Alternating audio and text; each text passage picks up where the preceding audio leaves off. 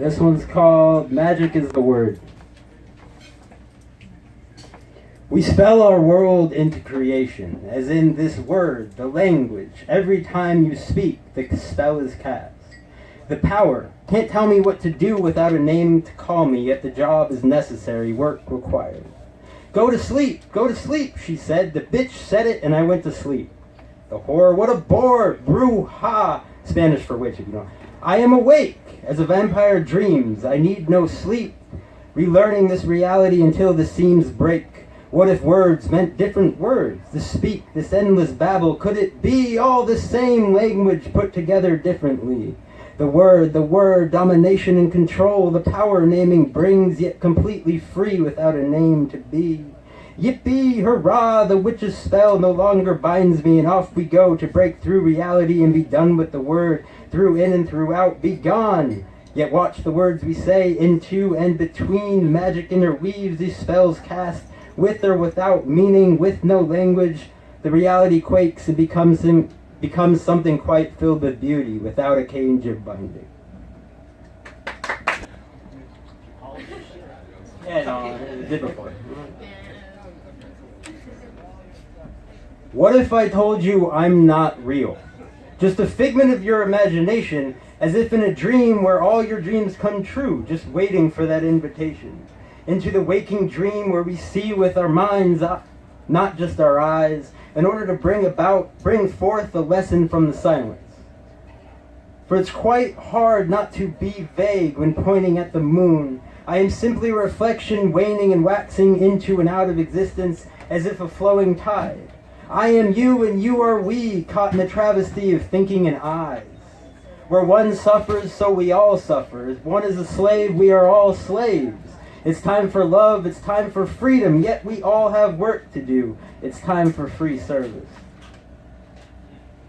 Becoming a slave that works for free, the Buddhist ideal of eudaimonia, how to truly be with the free will to serve another as my brother, my sister, as none other than myself. This is what religion has taught in the beginning from Buddha to Jesus, true hippies and magicians both. And now for a joke.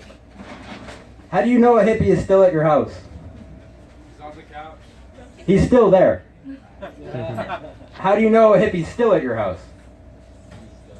He's not moving. Your dishes are done and the floor is swept. A monk renounces himself from the world in order to be able to freely serve as a free slave should.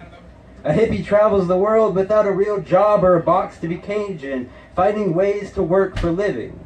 In this world of buying and selling, Babylon would fall when money fails to hold value. And we'll all wind up in silence, hearing the truth no longer this false word when monkeys speak. The world of law is lawless, as we hardly ever listen to the ones that know in Gnostic suffering.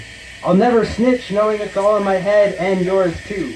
We create this world living in a co-created dream, a matrix to learn what love is, trapped in an egg to become a gods and goddesses in our own right. Who can make the choices to make their fantasies come true? Who has the power to invite love in?